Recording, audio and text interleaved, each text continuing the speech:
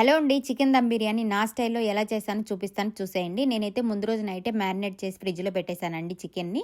ఎలా మ్యారినేట్ చేశానో చూపిస్తాను చూసేయండి. ముందుగా చికెన్ పీసెస్ అయితే నీట్‌గా క్లీన్ చేసుకొని ఇందులో టీ గ్లాస్ మైన పాలు, ఇంకా వచ్చేసి ఒక కప్పు పెరుగు, ఇందులో సరిపడా ఉప్పు, ఇంకా వచ్చేసి అల్లం వెల్లుల్లి పేస్ట్ ఇవి కూడా వేసేసి చికెన్‌కి అయితే బాగా పట్టేలాగా కలుపుకోవాలండి. తర్వాత కారపొడి, ఫ్రైడ్ ఆనియన్స్, ఇంకా వచ్చేసి గరం మసాలా, బిర్యానీ మసాలా, ధనియాల పొడి ఇవి కూడా వేసుకొని బాగా కలుపుకోవాలి. చికెన్ పీసెస్కి అయితే బాగా పట్టాలన్నమాట.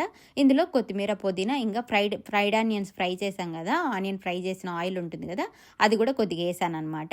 బాగా టేస్టీగా ఉంటుందని చెప్పేసి తర్వాత అయితే ఫ్రిడ్జ్లో పెట్టేశాను అంతే. తర్వాత చెరవ పెట్టేసి ఆయిల్, నెయ్యి వేసేసి చెక్క, లవంగాలు, మిరియాలు ఇవన్నీ బిర్యానీ అవన్నీ వేసేసి ముందుగా మ్యారినేట్ చేసిన చికెన్ కూడా వేసుకొని బాగా ఫ్రై చేసుకుంటూ ఉడికించుకోవాలన్నమాట.